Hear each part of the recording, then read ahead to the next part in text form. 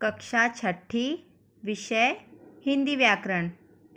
हिंदी व्याकरण में आज हम भाषा के बारे में पढ़ेंगे। सबसे पहले भाषा किसे कहते हैं? बच्चों, भाषा जो होती है वह हमारे मन के भावों को प्रकट करने का साधन है। अर्थात भाषा वह साधन है जिनके द्वारा हम अपने विचारों को व्यक्त कर सकते हैं। भाषा मुख से उच्चारित होने वाले शब्दों और वाक्यों आदि का वह समूह है जिनके द्वारा हम अपने मन की बात बताते हैं। अब बच्चों, हम भाषा के प्रकार पढ़ेंगे। भाषा 3 प्रकार की होती है। पहला मौखिक भाषा, दूसरा लिखित भाषा और तीसरा सांकेतिक भाषा। अब बच्चों, हम मौखिक भाषा की परिभाषा देखेंगे।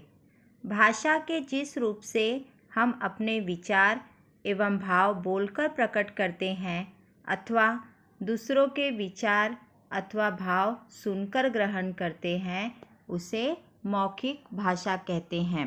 इसका अर्थ यह है बच्चों कि वह भाषा जो हम अपने मुंह से बोलकर प्रकट करते हैं उसे मौखिक भाषा कहते हैं।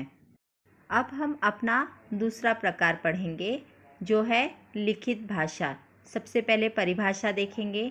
भाषा के जिस रूप से हम अपने विचार एवं भाव लिखकर प्रकट करते हैं अथवा दूसरों के विचार अथवा भाव पढ़कर ग्रहण करते हैं, उसे लिखित भाषा कहते हैं।